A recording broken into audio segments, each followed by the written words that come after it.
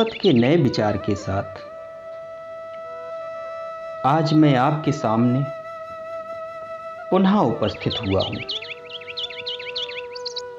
सभी मित्रों को मेरा नमस्कार। सतपथ के विवेकी निर्गुण भाव वाले मित्रों, आशा ही नहीं विश्वास है कि आप लोगों पर सगुणों के परम पूज्य संत श्री मुरारी बापू द्वारा भगवान श्री कृष्ण और बलराम के प्रति कहे गए उन दुर्वचनों को सुनकर खेद नहीं हुआ होगा, परंतु सतपथ से जुड़े उन मित्रों को अवश्य खेद हुआ होगा जिन्होंने सतपथ के लेखों को विवेक से नहीं संसारी बुद्धि से पढ़ा होगा। संसारी बुद्धि उसे कहते हैं जो प्रकृति के अनुसार लीला करने वाले नाशवान शरीर को उस अविनाशी जीवात्मा का स्वरूप मानती है, जो कि निर्गुण निराकार चेतन अमल सुख राशि है। वर्तमान कलयुग कल्प का अंतिम युग है। यह 84 लाख योनियों में पड़े सभी जीवों के लिए सर्वश्रेष्ठ युग है। इस युग में प्रत्येक जीव को अपने निर्गुण स्वरूप ज्ञान के द्वारा अपने कल्याण के लिए एक बार विवेक युक्त मानव योनि मिलेगी। इसीलिए इसे प्रलय का युग लिखा है। कलयुग के शुरू से ही जो मानव सगुण भाव से शरीर त्याग कर रहे हैं, वह सभी 84 में जा रहे हैं और 84 वाले जीवों को एक बार विवेक युक्त मानव योनि प्राप्त होगी। इसी का नाम प्रलय है। कलयुग के अंत में जब संपूर्ण प्रलय पूर्ण हो जाएगा, अर्थात सभी सगुण मानव शरीर त्याग कर 84 में चले जाएंगे, शेष केवल निर्गुण भाव विचार वाले मानव रह जाएंगे, तब बदले हुए कल्प का प्रथम युग सतयुग आएगा।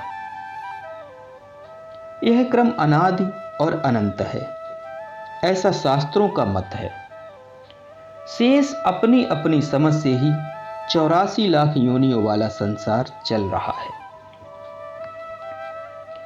जो सबके रहे ज्ञान एक रस, तो ईश्वर जीवहि भेद कहु कस। सबय रूप भगवान के जामे अटक का, जाके मन में अटक है सोई अटक रहा। शास्त्रों के अनुसार जब पृथ्वी आकाश आज आदि 5 तत्व नहीं थे, तब भी चेतन तत्व था। इसीलिए चेतन तत्व को सत ब्रह्म नाम से लिखा गया।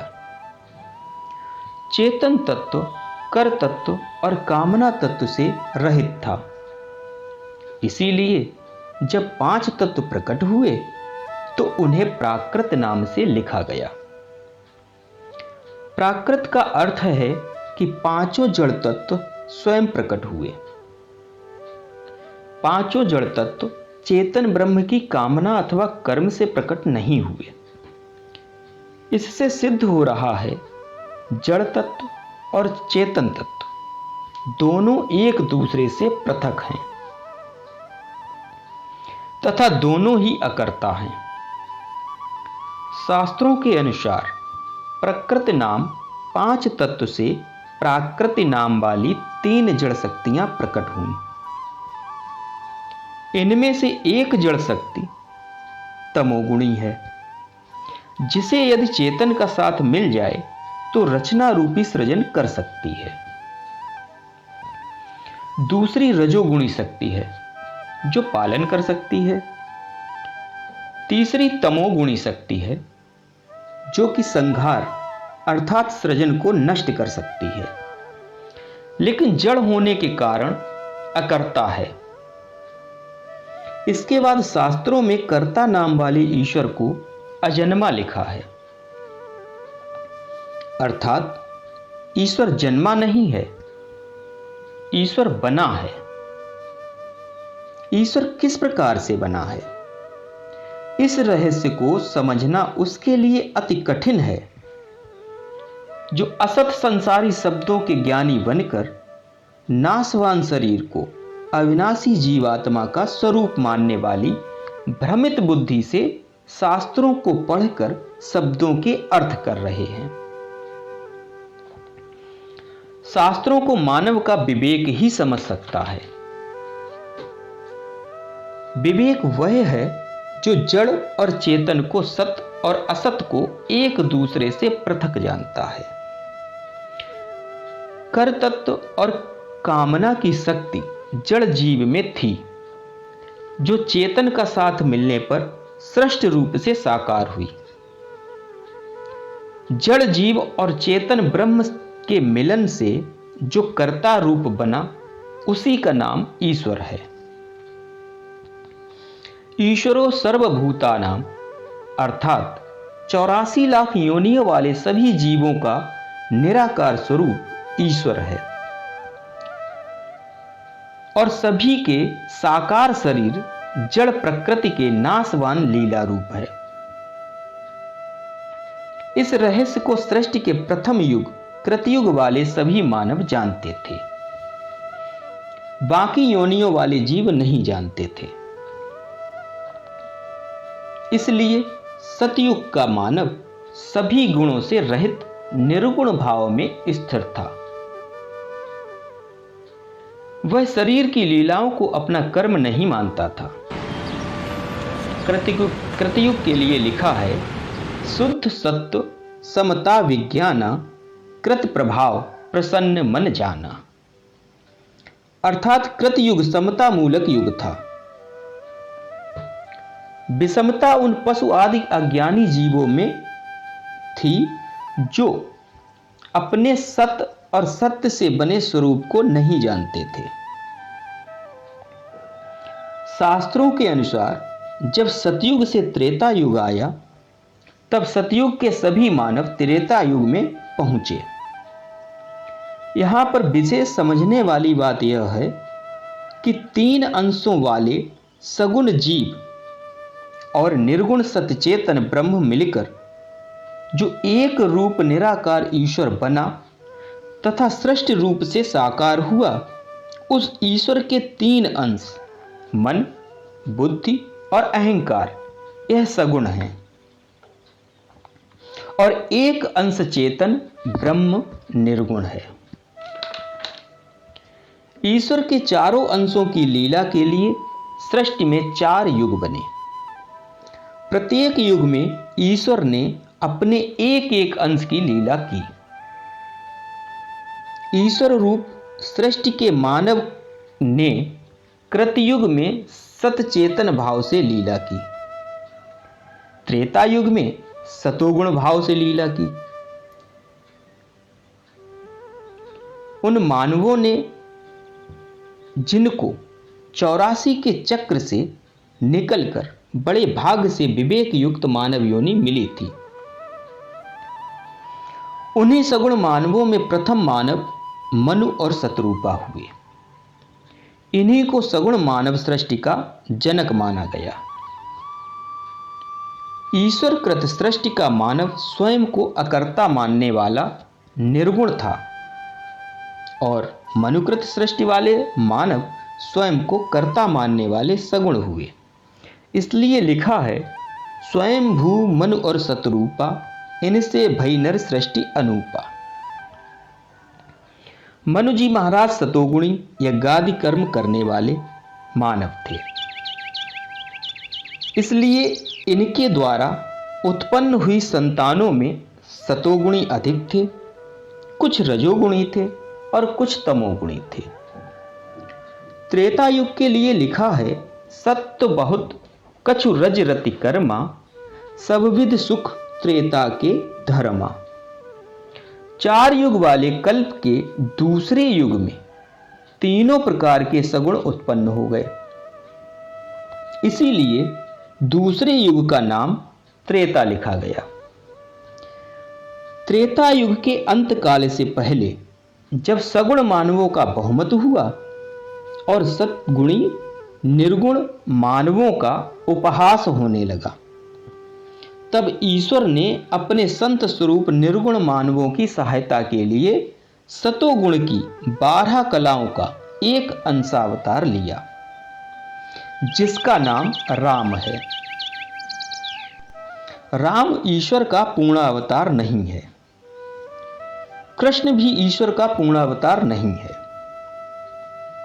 अपने पूर्ण अवतार को तो भगवान कृष्ण स्वयं अर्जुन को बताते हैं, कहते हैं कि मैं 4 वर्णों वाला हूं, मेरा चेतन तत्व निर्गुण है, इसलिए मैं सतोगुणी, रजोगुणी और तमोगुणी तीनों प्रकार की लीलाओं को, तीनों प्रकार के गुणों की 12-12 कलाओं के द्वारा अनंत रूपों में करता हूं। चतुर्वर्ण मया सृष्टि, गुण कर्म विभाग सा। वर और वधू के गठबंधन से पूर्व इन्हीं 36 कलाओं का मिलान होता है। गुण तो केवल 3 ही हैं। इससे सिद्ध हो रहा है कि मानव तो विशेषावतार है, सभी जीवों का निराकार स्वरूप ही ईश्वर है और सभी के शरीर परिवर्तनशील प्रकृति के नाशवान लीला रूप हैं। शरीर तो सभी सदैव ऋतु प्रकृति और युग प्रकृति से प्रभावित होकर ही लीलाएं करते हैं और करते रहेंगे। शरीर से जीवात्मा का संबंध तो केवल लीला मात्र है। लीला को कर्म मानने से ही जीव का भ्रम बंधन हुआ है। कर्म फल के कारण ही जीव 84 के चक्कर में फंसा रहा।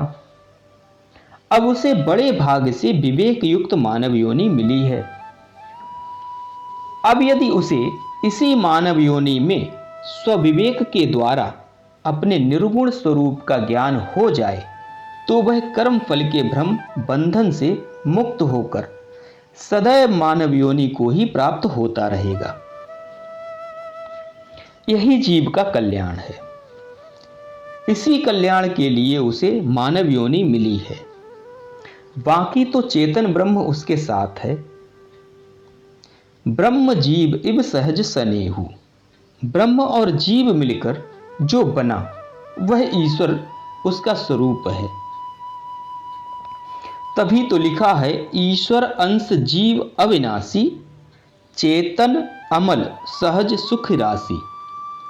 लेकिन मूर्ख हृदय न चेत, चहु गुर मिले बिरंच सम। जिसने शास्त्र रूपी अमृत को मुंह में रखकर कंठस्थ कर लिया है वह मूर्ख हैं। शब्द ज्ञानी हैं, वह विद्वान तो हैं लेकिन सत्य और असत को नहीं समझ सके।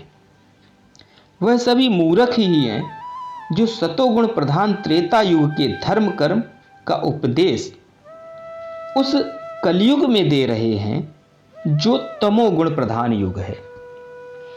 कलयुग में तो सतोगुण लेस मात्र भी नहीं है।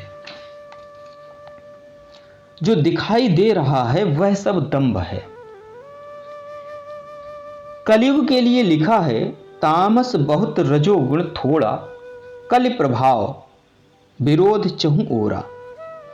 रजोगुण प्रधान द्वापर युग में तो कुछ सत्कर्म सिद्ध होते रहे हैं। लिखा है, बहुरज स्वल्प सत्व कछु तामस, द्वापर धर्म हरस भय मानस। लेकिन सगुण विद्वानों की तो विनाश काले विपरीत बुद्धि है। भगवान राम ने अवतार लेकर समझाया कि जीव करता नहीं है। लिखा है, नर तनु भव बारिद बहु बेरो, सम्मुख मर्त अनुग्रह मेरो। अर्थात इस भव सागर रूपी संसार में पड़ा हुआ मानव शरीर उस समुद्री बेड़े के समान है जो संसारी हवाओं के आधार से चलता है। और यह भी बता दिया कि संसारी हवाएं बेड़े के विपरीत सामने से आ रही हैं। यह विपरीत हवाएं यही हैं कि जीव जीव को कर्ता मानकर भवसागर में फंसा है। जीव की भावनाएं ही भवसागर हैं। संसारी धर्म, कर्म, पाप, पुण्य रूपी भावनाओं से पार वही जीव होता है जिसे अपने निर्गुण स्वरूप का ज्ञान हो जाता है। सगुण को वही पहचान सकता है जिसे निर्गुण का ज्ञान होता है। निर्गुण रूप सभी को प्राप्त है। लिखा है कि निर्गुण रूप सुलभ अति, सगुण जान नहीं कोई। सुगम अगम नाना चरित, सुन मुनि मन भ्रम होय। जो निर्गुण को जानता है वही सगुण को पहचान सकता है। बाकी तो सभी मुरारी बापू की तरह भ्रमित ही हैं। जब सगुण मुरारी बापू ने ईश्वर के सगुण रूप कृष्ण को ही भ्रम बता दिया, तो फिर कृष्ण के दिए निर्गुण उपदेश को लिखना ही व्यर्थ है। कृष्ण ने तो अर्जुन से कहा था, सर्वधर्म परित्यज्य मामेकं शरणं व्रज, अहम त्वं सर्व पापेभ्यो मोक्षामि स्वचः। क्योंकि सभी धर्मों का संबंध प्रकृति के नाशवान लीला रूप शरीर से है। अविनाशी स्वरूप जीवात्मा तो सभी का सभी धर्मों से रहित निर्गुण है। सगुण मानवों ने केवल राम और कृष्ण को ही ईश्वर का अवतार माना है, बाकी सभी को ईश्वर से रहित माना है। इन दोनों ईश्वर के अवतारों ने जीव को करण तथा ईश्वर को कर्ता माना है। करण का अर्थ है कि प्रकृति के लीला रूप शरीर का प्रकृति के अनुरूप मैनेजमेंट करने वाला मैनेजर। तो फिर जीव को कर्ता मानने वाले जो भी मानव हैं वह महाभ्रमित अज्ञानी हैं। लेकिन वर्तमान युग में उनका बहुमत है, इसलिए सत्य को बताने वाले को ही महाभ्रष्ट कहते हैं। मुरारी बापू ने इसको सिद्ध कर दिया। इस कल्पांत वाले कलयुग में जो भी मानवीय जीव कर्म फल से मुक्त होकर सदा सदा के लिए मानव योनि में ही रहना चाहते हैं, वे लोग सतपथ के सभी विचारों को स्वविवेक से समझें तो निश्चित मिली हुई मानव योनि से जीव का कल्याण होगा। अशांत हुए कृष्ण भक्तों के अंतःकरण को शांत करने हेतु इस वीडियो को अधिक से अधिक शेयर करें और पुण्य के भागीदार बनें। धन्यवाद।